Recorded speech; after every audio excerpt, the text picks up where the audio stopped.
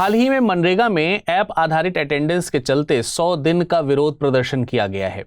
सामाजिक कार्यकर्ता अरुणा राय के मुताबिक ये नया सिस्टम कानून को कमजोर बना रहा है। उनके मुताबिक इस कानून को हासिल करने के लिए लोगों ने 10 से 12 साल संघर्ष किया है।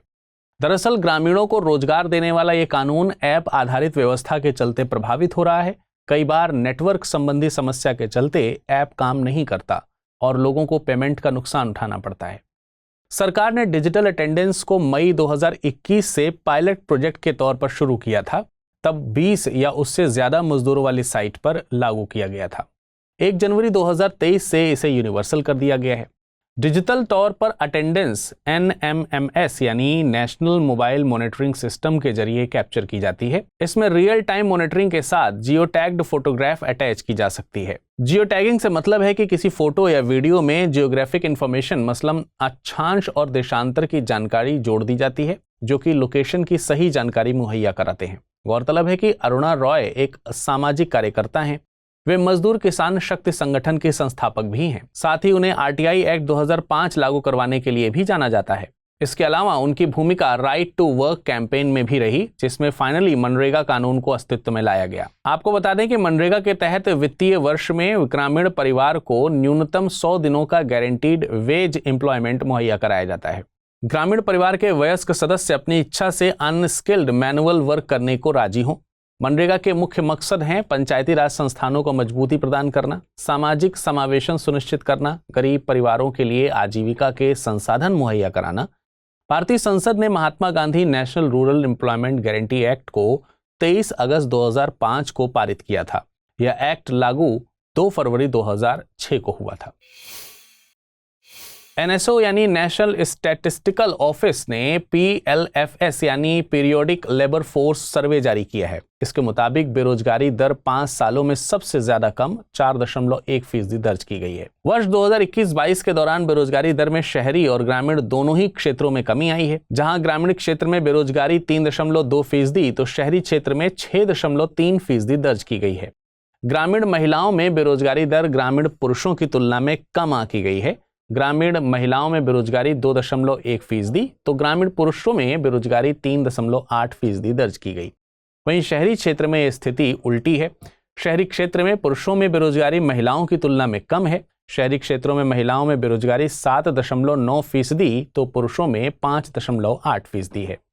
ये आंकड़े बताते हैं कि ग्रामीण महिलाएं ग्रामीण पुरुषों की तुलना में कम बेरोजगार हैं। वहीं शहरी महिलाएं शहरी पुरुषों की तुलना में अधिक बेरोजगार हैं। LFPR यानी लेबर फोर्स पार्टिसिपेशन रेट 55.2% दर्ज की गई है। ये प्रतिशत दिखाता है कि जनसंख्या में इतने लोग या तो काम कर रहे हैं या काम की तलाश में हैं। ग्रामीण क्षेत्र में LFPR 57.5%, तो शहरी क्षेत्र में 49.7% दर्ज किया गया है। हाल ही में US चैम्बर्स ऑफ कॉमर्स ने इंटरनेशनल IP इंडेक्स जारी किया है। इंडेक्स में भारत को 55 देशों में 42वीं रैंक हासिल हुई है। ये 55 देश दुनिया की लीडिंग इकोनॉमीज हैं, साथ ही वैश्विक GDP में 90% का प्रतिनिधित्व करते हैं। इंडेक्स में इन देशों में IP राइट्स के प्रोटेक्शन की स्थिति का जायजा लिया जाता है। रिपोर्ट में कॉपीराइट से लेकर पेटेंट लॉज तक सब कुछ कवर किया जाता है। रिपोर्ट में भारत को लेकर कई बार स्पॉट की चर्चा की गई है, जिसमें कॉपीराइट एक्ट से लेकर IP बेस्ड टैक्स इंसेंटिव की बात की गई है। वहीं भारत को लेकर नकारात्मक पहलू में भी कुछ मसले शामिल किए गए हैं। इनमें IP एपिलेटेड बोर्ड को समाप्त करना, न्यायपालिका द्वारा IP राइट्स को लागू करने में सख्ती आदि शामिल हैं। आपको बता दें कि वैश्विक नवाचार सूचकांक WIPO यानी वर्ल्ड इंटेलेक्चुअल प्रॉपर्टी ऑर्गेनाइजेशन के द्वारा जारी किया जाता है। साल 2022 में इस इंडेक्स में स्विट्जरलैंड पहले स्थान पर था। भारत को इस इंडेक्स में 40वीं रैंक हासिल हुई थी।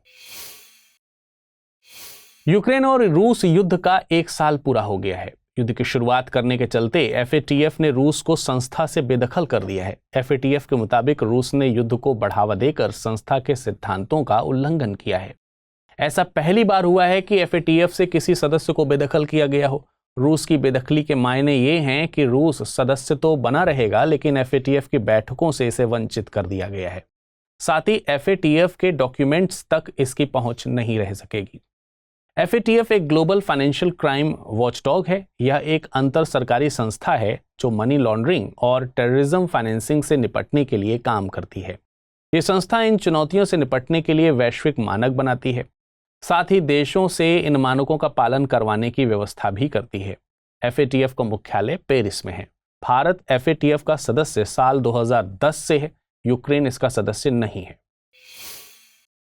चलिए अब बारी है आज के बुलेटिन पर आधारित प्रश्नों को जानने की। पहला प्रश्न है, वैश्विक नवाचार सूचकांक 2022 में भारत की रैंकिंग है 41, 40, 42 या फिर 43। अगला प्रश्न है, हाल ही में FATF ने रूस को अपनी बैठकों से बेदखल कर दिया है। इसके बारे में निम्नलिखित कथनों पर विचार कीजिए। FATF का मुख्यालय पेरिस में है।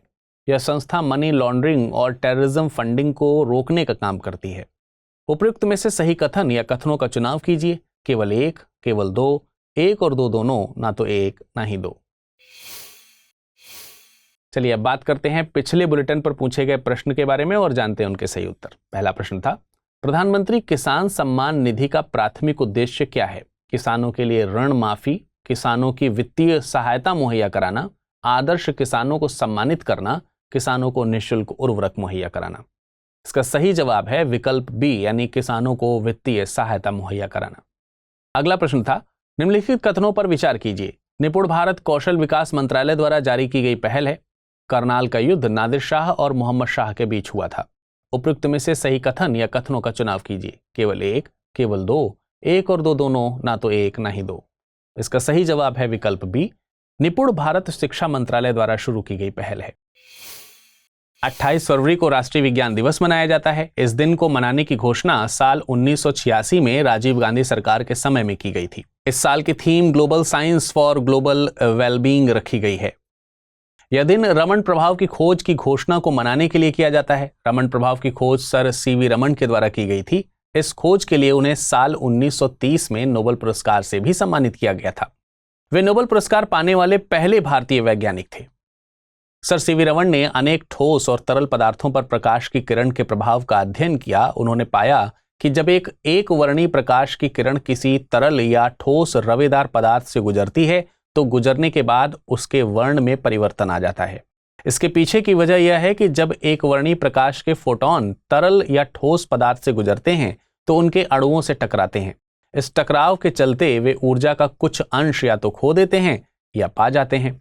एक वर्णी प्रकाश में सबसे ज्यादा ऊर्जा बैगनी रंग के प्रकाश में होती है। लाल वर्णी प्रकाश की ऊर्जा सबसे कम होती है। एक वर्णी प्रकाश तरल या ठोस रवों से गुजरते हुए जिस परिणाम में ऊर्जा को खोता या पाता है उसी हिसाब से उसका वर्ण परिवर्तित हो जाता है। रमन प्रभाव की खोज भौतिकी के क्षेत्र में क्रांति के समान साबित हुई। इसमें प्रकाश की प्रकृति के बारे में आइंस्टीन के विचारों को प्रायोगिक प्रमाण मिल गया है। साथ ही इस खोज से पदार्थ के अणुओं और परमाणुओं की आंतरिक संरचना का अध्ययन सहज हो गया है। पहले इस काम के लिए इंफ्रारेड स्पेक्ट्रोस्कोपी का सहारा लिया जाता था। यह एक मुश्किल टेक्निक थी जिसकी गलतियों की संभावना अधिक होती थी। रमन की खोज के बाद पदार्थों की आणविक संरचना के लिए रमन स्पेक्ट्रोस्कोपी का सहारा लिया जाने लगा। इसके चलते अनेक पदार्थों का कृत्रिम रूप से निर्माण संभव हो गया। साल 1954 में उन्हें देश के सर्वोच्च पुरस्कार भारत रत्न से सम्मानित किया गया था। पहली बार केरल, तमिलनाडु और कर्नाटक ने सिंक्रोनाइज्ड वल्चर सर्वे आयोजित किया है। पहले तीनों राज्यों द्वारा अलग अलग वक्त पर सर्वे आयोजित किया जाता था, जिससे डाटा डुप्लीकेशन की समस्या सामने आती थी। सर्वे पश्चिमी घाट में आयोजित किया गया है। बीते दशकों में गिद्धों की संख्या में तेजी से गिरावट देखी गई है। दरअसल non steroid anti inflammatory drugs के प्रयोग ने इनकी गिरावट में अहम योगदान दिया है। इसमें डाइक्लोफेनक दवा का नाम सबसे आगे है। दरअसल इस दवा का इस्तेमाल मवेशियों में सूजन या बुखार का इलाज करने में होता है, लेकिन जब ये पशु मरते हैं इस दवा का असर उनके मृत शरीर में मौजूद रहता है, और जब ये गिद्ध इन मृत शरीरों को खाते हैं तो यह दवा गिद्धों के शरीर में प्रवेश कर जाती है, जो कि गिद्धों में किडनी फेलियर के वजह बनती है। इस दवा को 2006 में ही बैन कर दिया गया था। भारत में गिद्धों की बात करें तो यहाँ 9 स्पीशीज रिकॉर्ड की गई हैं। Oriented white backed, long build, slender billed, Himalayan, red headed, Egyptian, bearded, serious और यूरेशियन गिफॉन वल्चर। सरकार ने white backed, long build, slender billed को वन्यजीव संरक्षण की अनुसूची 4 से अनुसूची 1 में अपग्रेड कर दिया है। इसके अलावा सरकार ने action plan for vulture conservation 2020-25 launch किया है। इस एक्शन प्लान का मकसद पूरे देश में गिद्धों का संरक्षण करना है। इलेक्ट्रॉनिक्स एवं सूचना प्रौद्योगिकी मंत्रालय ने GAC यानी grievance appealed committee portal launch किया है। ये पोर्टल IT रूल्स 2021 के तहत लॉन्च किया गया है। इस पोर्टल पर सोशल मीडिया कंपनीज में दर्ज की कंटेंट टेकडाउन की अपील से नाखुश लोग अपनी शिकायतें दर्ज कर सकते हैं। बीते साल सरकार ने information technology, intermediary guidelines and digital media ethics code rules 2021 को भी संशोधित किया है। गौरतलब है कि GAC को IT रूल्स 2021 के तहत गठित किया गया है। ये रूल्स IT एक्ट 2000 के तहत बनाए गए हैं। GAC का मकसद भारतीय यूजर्स को सुरक्षित, विश्वसनीय और जिम्मेदार इंटरनेट मुहैया कराना है। GAC में शिकायतों को सुलझाने की पूरी प्रक्रिया ऑनलाइन है। अपील दायर करने से लेकर इसके निपटान तक सब कुछ डिजिटल मोड में किया जाएगा। GAC याचिका को 30 दिन के भीतर निपटाने का काम करती है। नई दिल्ली में India EU business and sustainability conclave का आयोजन किया गया है। इस मौके पर भारत ने EU यानी यूरोपियन यूनियन को अहम भागीदार बताया है। भारत और EU दोनों ही बहुपक्षीय वैश्विक व्यवस्था में विश्वास करते हैं। भारत और EU दोनों ही भू राजनीतिक, आर्थिक, रणनीतिक मुद्दों पर साथ हैं। EU भारत के बड़े व्यापारिक भागीदारों में से एक है। भारत और EU का द्विपक्षीय व्यापार $150 बिलियन को क्रॉस कर गया है। भारत और EU के बीच फ्री ट्रेड एग्रीमेंट को लेकर वार्ता फिर से शुरू हुई है। दोनों पक्षों के बीच FTA एक अहम लक्ष्य के तौर पर देखा जा रहा है। यूरोपीय यूनियन ने भारत के साथ TTC यानी ट्रेड एंड टेक्नोलॉजी काउंसिल के गठन की भी घोषणा की है। गौरतलब है कि EU ने जून 2021 में ऐसी ही काउंसिल USA के साथ भी गठित की थी। इस तरह EU द्वारा किसी देश के साथ गठित ये दूसरी TTC है। आपको बता दें, यूरोपियन यूनियन 27 यूरोपीय देशों का एक अंतर्राष्ट्रीय संगठन है जो कि कॉमन आर्थिक, सामाजिक और राजनीतिक नीतियों के लिए काम करता है। इसका गठन मॉस्ट्रिच संधि से किया गया था। अब बारी है आज के बुलेटिन पर आधारित प्रश्नों को जानने की। पहला प्रश्न है, राष्ट्रीय विज्ञान दिवस के संबंध में निम्नलिखित कथनों पर विचार कीजिए। यह दिन 28 फरवरी को मनाया जाता है। इस दिन को सर CV रमन की जयंती के अवसर पर मनाया जाता है। सर CV रमन को रसायन के क्षेत्र में नोबेल पुरस्कार से सम्मानित भी किया गया था। उपरोक्त में से सही कथन या कथनों का चुनाव कीजिए। केवल एक और दो, केवल 2 और 3 या फिर 1, 2 और 3। अगला प्रश्न है, हाल ही में ट्रेड एंड टेक्नोलॉजी काउंसिल की घोषणा भारत ने किस समूह के साथ की है? EU, ब्रिक्स, एशियान या SCO? अब हम बात कर लेते हैं पिछले बुलेटिन पर आधारित प्रश्नों की और जानते हैं उनके सही उत्तर।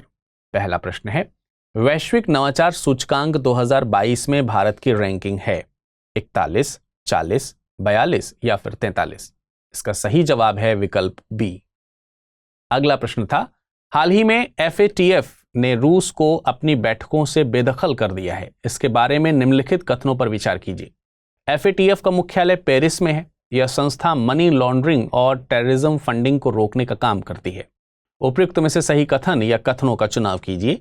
केवल 1, केवल 2, 1 और 2 दोनों, ना तो 1 ना ही 2। इसका सही जवाब है विकल्प C, यानी दोनों कथन सही हैं।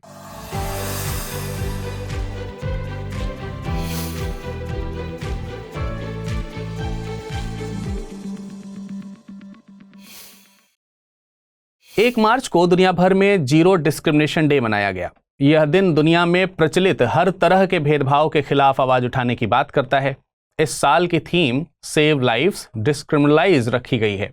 इसका मकसद लोगों को एक गरिमापूर्ण भेदभाव रहित जीवन को लेकर जागरूक बनाना है।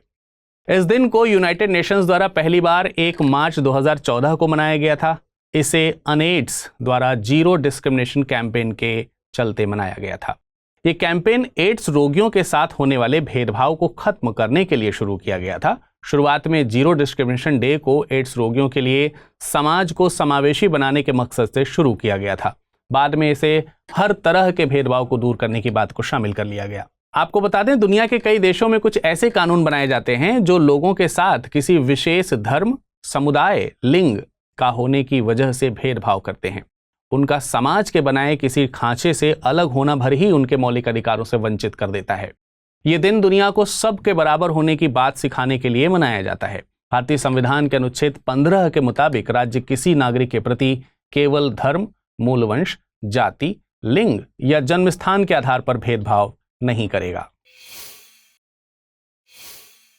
रायसीना डायलॉग का 8वां संस्करण 2 मार्च से नई दिल्ली में शुरू होने जा रहा है। प्रधानमंत्री नरेंद्र मोदी डायलॉग का शुभारंभ करेंगे। इटली की प्रधानमंत्री जॉर्जिया मेलोनी शुरुआती सेशन की मुख्य अतिथि होंगी।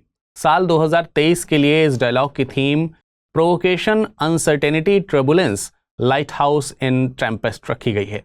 रायसीना डायलॉग भू राजनीतिक और भू रणनीति पर भारत का फ्लैगशिप डायलॉग है। इसे विदेश मंत्रालय द्वारा ऑब्जर्वर रिसर्च फाउंडेशन के सहयोग से आयोजित किया जाता है। बीते 8 सालों में यह डायलॉग संरचनात्मक सुधारों को बढ़ावा देते हुए दुनिया में अंतर्राष्ट्रीय मुद्दों पर अहम सम्मेलन बनकर उभरा है। गौरतलब है कि इस सम्मेलन की शुरुआत साल 2016 में हुई थी। इसे सिंगापुर में आयोजित होने वाले शांग्री लॉ डायलॉग की तर्ज पर शुरू किया गया था। रायसीना डायलॉग का नाम नई दिल्ली स्थित रायसीना हिल्स के नाम पर रखा गया है, जहां पर भारत का राष्ट्रपति भवन, पीएमओ और अन्य अहम सरकारी कार्यालय स्थित हैं। ऑब्जर्वर रिसर्च फाउंडेशन नई दिल्ली के एक ग्लोबल थिंक टैंक है। इसका गठन 1990 में हुआ था। नाइजीरिया के राष्ट्रपति चुनावों में बोला तिनुबा विजेता घोषित हुए हैं। बोला तिनुबा ऑल प्रोग्रेसिव कांग्रेस पार्टी से ताल्लुक रखते हैं। वे योरुबा एथनिक ग्रुप से हैं। नाइजीरिया के राष्ट्रपति चुनावों पर दुनिया की नजर है। दरअसल यह देश महाद्वीप की सबसे बड़ी अर्थव्यवस्था है। गौरतलब है कि नाइजीरिया अफ्रीका का सबसे ज्यादा जनसंख्या वाला देश है। 2050 तक इसकी जनसंख्या 400 मिलियन होने वाली ऐसी उम्मीद है। तब यह देश दुनिया में जनसंख्या के मामले में 3रे स्थान पर पहुंच जाएगा। वर्तमान में नाइजीरिया जनसंख्या के मामले में 7वें स्थान पर है। नाइजीरिया अफ्रीका के पश्चिमी तट पर स्थित है। यह दक्षिण में बाइट ऑफ बेनिन और बाइट ऑफ बोनी से घिरा हुआ है। ये दोनों तरफ गल्फ ऑफ गिनी का हिस्सा हैं। नाइजीरिया अपनी सीमा चाड, कैमरून, नाइजर और बेनिन से साझा करता है। बेनुए और नाइजर नाइजीरिया की 2 प्रमुख नदियां हैं। चाड झील नाइजीरिया और चाड के बीच सीमा बनाती है। नाइजीरिया की राजधानी अबूजा है। ऑयल रिजर्व के मामले में नाइजीरिया दुनिया में 10वें स्थान पर है। यह देश पेट्रोलियम उत्पादक देशों के समूह ओपेक का हिस्सा है। महाराष्ट्र सरकार की तरफ से मराठी भाषा को शास्त्रीय भाषा का दर्जा देने की मांग फिर से की गई है। ये मांग 27 फरवरी को मराठी भाषा गौरव दिवस के अवसर पर की गई है। ये दिन मराठी भाषा के प्रसिद्ध कवि वी शिखरडकर की जयंती के अवसर पर मनाया जाता है। गौरतलब है कि साल 2004 में भारत सरकार ने घोषणा की कि जो भाषाएं कुछ निश्चित आवश्यकताओं को पूरा करेंगी उन्हें भारत की शास्त्रीय भाषा का दर्जा दिया जाएगा। किसी भाषा को शास्त्रीय भाषा का दर्जा देने के लिए कुछ शर्तें हैं। पहली कंडीशन है कि भाषा के प्रारंभिक ग्रंथों और इतिहास की प्राचीनता 1500 से 2000 सालों के भी अधिक अवधि की होनी चाहिए। दूसरी शर्त है कि भाषा की साहित्यिक परंपरा मौलिक हो। तीसरी शर्त के मुताबिक भाषा के साहित्य या ग्रंथों का ऐसा समूह हो जो इसे बोलने वाले लोगों के अमूल्य विरासत के रूप में देखा जाता हो। चौथी शर्त के मुताबिक शास्त्रीय भाषा और उसके बाद के रूपों में अनिरंतरता हो सकती है। इसकी वजह शास्त्रीय भाषा और उसके आधुनिक साहित्य में अंतर का होना है। वर्तमान में भारत में 6 भाषाओं को शास्त्रीय भाषा का दर्जा दिया गया है। इनमें तमिल, संस्कृत, तेलुगु, कन्नड़, मलयालम और उड़िया भाषा शामिल हैं। चलिए अब बारी है आज के बुलेटिन पर आधारित प्रश्नों को जानने की। पहला प्रश्न है, नाइजीरिया के संबंध में निम्नलिखित कथनों पर विचार कीजिए।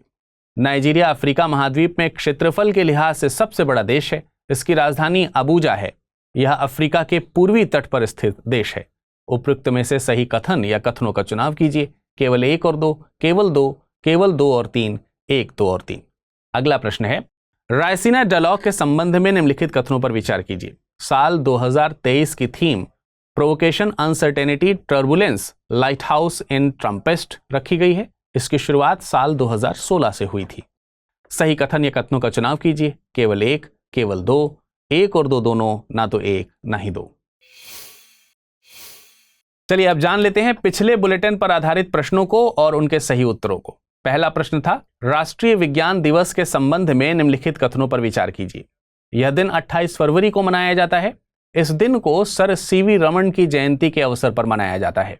सर सीवी रमन को रसायन के क्षेत्र में नोबेल पुरस्कार से सम्मानित किया गया था। उपयुक्त में से सही कथन या कथनों का चुनाव कीजिए। केवल एक और दो, केवल दो और तीन, एक, दो और तीन। इसका सही जवाब है विकल्प ए, यानी केवल एक कथन सही है। इस दिन को रमन प्रभाव की खोज के दिन के अवसर को सेलिब्रेट करने के लिए मनाया जाता है। सर सीवी रमन को भौतिकी के क्षेत्र में नोबेल पुरस्कार से सम्मानित किया गया था। अगला प्रश्न था, हाल ही में ट्रेड एंड टेक्नोलॉजी काउंसिल की घोषणा भारत ने किस समूह के साथ की है? EU, ब्रिक्स, एशियान या SCO? इसका सही जवाब है ए, यानी EU, यूरोपीय यूनियन। लेखक विनोद कुमार शुक्ल को pan America award for life time achievement in literature से नवाजा गया है। इस पुरस्कार को ऑस्कर ऑफ बुक्स के नाम से भी जाना जाता है। लेखक विनोद कुमार शुक्ल को नौकर की कमीज उपन्यास और सब कुछ होना बचा रहेगा जैसे कविता संग्रह के लिए जाना जाता है। उनका पहला पब्लिश्ड वर्क एक कविता संग्रह लगभग जय हिंद था, जिसे साल 1971 में पब्लिश किया गया था। विनोद कुमार शुक्ल का जन्म 1 जनवरी 1937 को छत्तीसगढ़ के राजनंद गांव में हुआ था। यह तत्कालीन मध्य प्रदेश का हिस्सा था। उन्होंने जबलपुर स्थित जवाहरलाल नेहरू कृषि विश्वविद्यालय से कृषि में MSc किया है। पैन अमेरिका अवार्ड्स दुनिया भर में साहित्य की विभिन्न विधाओं में दिए जाने वाले अवार्ड्स में से एक है। इसमें पैन से मतलब पोएट्स, एसियस्ट्स, नोवेलिस्ट्स से है। हालांकि यह अवार्ड इन 3 क्षेत्रों के बियॉन्ड भी दिया जाता है। इस पुरस्कार को Nabokov award for achievement in international literature के नाम से भी जाना जाता है। केंद्र सरकार ने पुंछी कमीशन पर राज्यों के विचार आमंत्रित किए हैं। ये विचार इंटर स्टेट काउंसिल द्वारा रिव्यू करने के बाद मांगे गए हैं। 2017-18 में पुंछी कमीशन की रिपोर्ट को इंटर स्टेट काउंसिल के पास रिव्यू के लिए दिया गया था। अब 5 सालों के बाद राज्यों से इस पर विचार मांगे गए हैं। गौरतलब है कि पुंछी कमीशन को मनमोहन सिंह सरकार के समय अप्रैल 2007 में गठित किया गया था। इसे पूर्व CGI मदन मोहन पुंछ की अध्यक्षता में गठित किया गया था। कमीशन के अन्य सदस्यों में धीरेन्द्र सिंह, विनोद कुमार दुग्गल, NR माधव मेनन और अमरेश बागची शामिल थे। कमीशन ने अपनी रिपोर्ट साल 2010 में सौंपी थी। इस कमीशन को केंद्र राज्य संबंधों से जुड़े विभिन्न पहलुओं पर रिपोर्ट सौंपने के लिए कहा गया था। इसमें सांप्रदायिक हिंसा, जातिगत हिंसा और अन्य सामाजिक विवाद के मसलों पर केंद्र की जिम्मेदारी जैसे मुद्दों को शामिल किया गया था। इसके अलावा कर और रिवर लिंकिंग जैसे मामलों को भी शामिल किया गया था। आपको बता दें कि पुंछी कमीशन ने केंद्र राज्य संबंधों पर कई अहम सिफारिशें की थी। इनमें से कुछ इस तरह हैं। राज्यपालों को 5 सालों के फिक्स्ड कार्यकाल देने की बात कही गई थी। इसके अलावा राज्यपालों को हटाने के लिए राष्ट्रपति की महाभियोग प्रक्रिया को अपनाने की बात कही गई थी। राज्यपाल की नियुक्ति जिस राज्य में की जा रही है वह उस राज्य से बाहर का व्यक्ति होना चाहिए। इसके अलावा वह व्यक्ति स्थानीय राजनीति में इन्वॉल्व नहीं होना चाहिए। राष्ट्रपति शासन के समय बोम्मई मामले की गाइडलाइंस को ध्यान में रखा जाना चाहिए। सुप्रीम कोर्ट की संवैधानिक पीठ ने चुनाव आयोग को लेकर एक ऐतिहासिक फैसला सुनाया है। कोर्ट ने ये Indian independent mechanism for appointment of election commissioners याचिका पर सुनाया है। कोर्ट का ये फैसला ऐसी तमाम याचिकाओं पर आया है जिसमें चुनाव आयोग ने एक निष्पक्ष संस्था बनाने की मांग की थी। कोर्ट के मुताबिक मुख्य चुनाव आयुक्त और अन्य चुनाव आयुक्तों की नियुक्ति के लिए राष्ट्रपति को एक उच्च स्तरीय समिति सिफारिश करेगी। इस समिति में भारत के प्रधानमंत्री, लोकसभा में विपक्ष का नेता या सिंगल लार्जेस्ट पार्टी का नेता और भारत के मुख्य न्यायाधीश शामिल होंगे।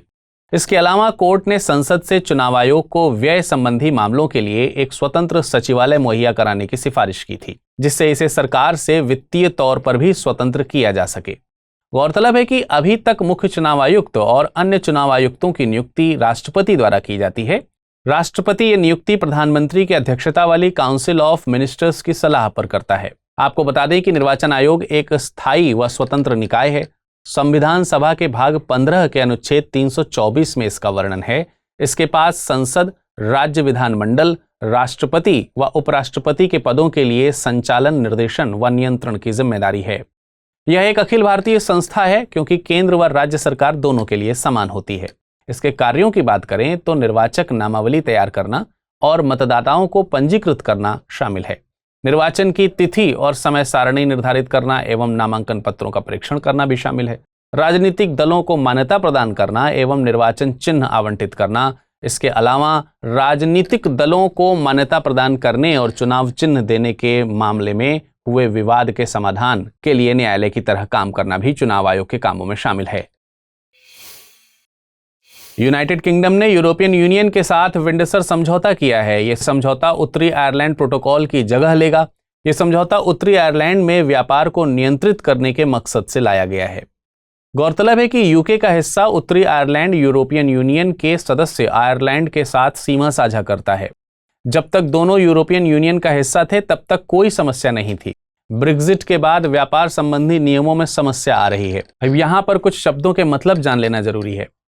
ग्रेट ब्रिटेन स्कॉटलैंड, इंग्लैंड और वेल्स से मिलकर के बनता है। वहीं ग्रेट ब्रिटेन में उत्तरी आयरलैंड जुड़ जाता है तो इसे यूनाइटेड किंगडम कहते हैं। अब अगर आप इन शब्दों का मतलब समझ गए हैं तो ये समझ पा रहे होंगे कि यह समस्या क्या है। ग्रेट ब्रिटेन ईयू से अलग हो गया है। ऐसे में जब उत्तरी आयरलैंड और आयरलैंड के बीच व्यापार होगा तो किसके नियम लागू होंगे, ईयू के या फिर ब्रिटेन के? विंडसर समझौते के तहत इसमें दो लेन्स की बात की गई है, ग्रीन लेन और रेड लेन। ग्रीन लेन का इस्तेमाल उन वस्तुओं के लिए होगा जो ब्रिटेन से आकर उत्तरी आयरलैंड में रह जाएंगी।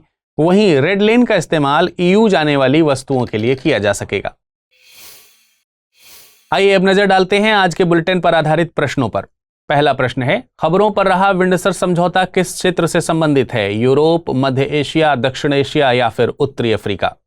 अगला प्रश्न है, पुंछी कमीशन के संबंध में निम्नलिखित कथनों पर विचार कीजिए। यह केंद्र राज्य संबंधों पर विचार करने के लिए बना था। इसका गठन साल 2007 में किया गया था। उपरोक्त में से सही कथन या कथनों का चुनाव कीजिए। केवल एक, केवल दो, एक और दो, ना तो एक ना ही दो। आइए अब नजर डालते हैं पिछले बुलेटिन पर आधारित प्रश्नों पर और जानते हैं उनके सही उत्तर। पहला प्रश्न पूछा था, नाइजीरिया के संबंध में निम्नलिखित कथनों पर विचार कीजिए। नाइजीरिया अफ्रीका महाद्वीप में क्षेत्रफल के लिहाज से सबसे बड़ा देश है। इसकी राजधानी अबूजा है। यह अफ्रीका के पूर्वी तट पर स्थित देश है। उपयुक्त में से सही कथन या कथनों का चुनाव कीजिए। केवल एक और दो, केवल दो, केवल दो और तीन या फिर एक, दो और तीन। इसका सही जवाब है विकल्प बी, यानी केवल दूसरा कथन सही है। अगला प्रश्न था, रायसीना डायलॉग के संबंध में निम्नलिखित कथनों पर विचार कीजिए। साल 2023 की theme provocation, uncertainty, turbulence, light house in the Tempest रखी गई है। इसकी शुरुआत साल 2016 में हुई थी। सही कथन या कथनों का चुनाव कीजिए। केवल एक, केवल दो, एक और दो दोनों, ना तो एक ना ही दो। इसका सही जवाब है विकल्प सी, यानी ये दोनों कथन सही हैं।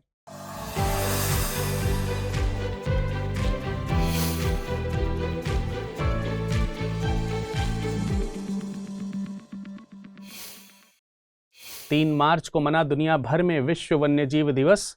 इस साल की theme partnership for wild life conservation रखी गई है। इस दिन को मनाने का मकसद हमारे जीवन में वन्य पशु और पौधों के महत्व को सेलिब्रेट करना है।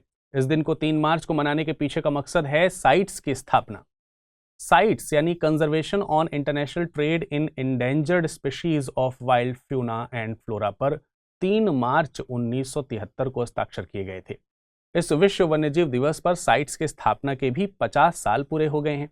साइट्स समझौता लागू 1 जुलाई 1975 को हुआ था। साइट्स में 184 देश पक्षकार हैं। भारत साल 1976 में साइट्स में शामिल हुआ था। साइट्स सरकारों के बीच एक अंतर्राष्ट्रीय समझौता है और इसका मकसद जंगली जानवरों और पौधों के अंतर्राष्ट्रीय व्यापार में यह सुनिश्चित करना है कि इनकी स्पीशीज के सर्वाइवल का खतरा उत्पन्न ना हो। साइट्स एक लीगल बाइंडिंग समझौता भी है। यह देशों के राष्ट्रीय कानूनों की जगह नहीं लेता, हालांकि यह देशों को ऐसा फ्रेमवर्क मुहैया कराता है जिससे देश राष्ट्रीय कानूनों के जरिए साइट्स के प्रावधानों को लागू कर सकें। इस खबर की अहमियत को समझने के लिए साल 2015 में पूछे गए एक सवाल पर आइए करते हैं गौर। प्रश्न था, IUCN एवं साइट्स के संबंध में निम्नलिखित कथनों में से कौन सा या कौन से सही है या है? IUCN संयुक्त राष्ट्र का एक अंग है, जबकि साइट्स सरकारों के बीच एक करार है। IUCN पर्यावरण के बेहतर प्रबंधन के लिए विश्व भर में हजारों परियोजनाएं चलाता है। साइट्स उन राज्यों पर वैध रूप से आबद्ध कर है जो इनमें शामिल हुए हैं, लेकिन यह कन्वेंशन राष्ट्रीय विधियों का स्थान नहीं लेता। नीचे दिए गए कूट का प्रयोग कर सही उत्तर को चुनिए। केवल एक, केवल दो और तीन, केवल एक और तीन, एक, दो और तीन। इस प्रश्न का सही जवाब है विकल्प बी। भारत ने स्वास्थ्य के क्षेत्र में एक नई सफलता अर्जित की है। भारत के केंद्रीय स्वास्थ्य मंत्रालय को पार्टर प्राइज 2023 से नवाजा गया है। ये पुरस्कार सरकार को कोविड प्रबंधन रणनीति के चलते दिया गया है। इनमें विभिन्न स्टेक होल्डर्स की भूमिका को मैनेज करने को काफी सराहा गया है। मसलन पीपीई किट के निर्माण के लिए आशा वर्कर्स को लगाया जाना, भारत की वैक्सीन निर्माण रणनीति की भी प्रशंसा की गई है। पुरस्कार की घोषणा स्टैनफोर्ड यूनिवर्सिटी में आयोजित द इंडिया डायलॉग के दौरान की गई थी। इस डायलॉग का आयोजन इंस्टीट्यूट ऑफ कॉम्पिटिटिवनेस और US Asia technology management centre द्वारा किया जाता है। ये पुरस्कार अर्थशास्त्री मिशेल ई पोर्टर के नाम पर दिया जाता है। इन्हें मॉडर्न स्ट्रेटजी फील्ड के पिता के तौर पर जाना जाता है। राष्ट्रपति द्रौपदी मुर्मू ने अंतर्राष्ट्रीय धर्म धम्म सम्मेलन का शुभारंभ किया। ये सम्मेलन 3 से 5 मार्च के बीच मध्य प्रदेश के कुशाभाऊ ठाकरे इंटरनेशनल ऑडिटोरियम भोपाल में आयोजित किया जा रहा है। इसकी theme eastern humanism for the new era रखी गई है। इस सम्मेलन को Sanchi university of Buddhist studies और इंडिया फाउंडेशन के द्वारा आयोजित किया जा रहा है। इस बार इस सम्मेलन के साथ 5 देशों का एक मंत्रिस्तरीय सम्मेलन भी आयोजित होगा, जिसमें सांस्कृतिक सौहार्द जैसे मुद्दों पर चर्चा की जाएगी। इन 5 देशों में भूटान, श्रीलंका, इंडोनेशिया, नेपाल और भारत शामिल होंगे। इस मौके पर जनजातीय नृत्यों के साथ मध्य प्रदेश की धुलिया जनजाति के गुदुंगा बाजा नृत्य को भी प्रदर्शित किया जाएगा। गुदुंगा बाजा नृत्य को देश विदेश में खूब प्रसिद्धि हासिल हुई है। इस मौके पर राष्ट्रपति ने अपने भाषण में कहा है कि हमारी परंपरा में कहा जाता है कि जिस समाज में धर्म की रक्षा की जाती है, वो समाज भी धर्म को प्राप्त करता है। मुझे यह देखकर गर्व होता है कि हमारे देश की परंपरा में धर्म को समाज व्यवस्था और राजनीतिक कार्यकलापों में प्राचीन काल से ही केंद्रस्थ स्थान प्राप्त है। धर्म धम्म हमारी परंपरा में और सर्वे भवन्तु सुखिनः भवन्तु सर्व मंगलम की प्रार्थनाएं हमारे जीवन का हिस्सा रही हैं। यही आज के सबसे बड़े युग की शुरुआत भी है। यह सम्मेलन मानवता की दिशा में एक बड़ी जरूरत को पूरा करने के लिए सार्थक प्रयास है।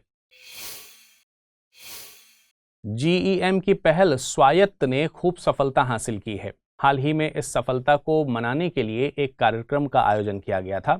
स्वायत्त से मतलब है स्टार्टअप, विमेन और यूथ को जीईएम पर ट्रांजैक्शन के जरिए बढ़ावा देना। गौरतलब है कि जीईएम पर 8.5 लाख सूक्ष्म और लघु उद्योग दर्ज हैं, जो कि सामाजिक और वित्तीय समावेशन को बढ़ावा देने का जरिया है। स्वायत्त को फरवरी 2019 में लॉन्च किया गया था। इसका मकसद विभिन्न वर्गों के विक्रेताओं को जीईएम पोर्टल पर लाना था।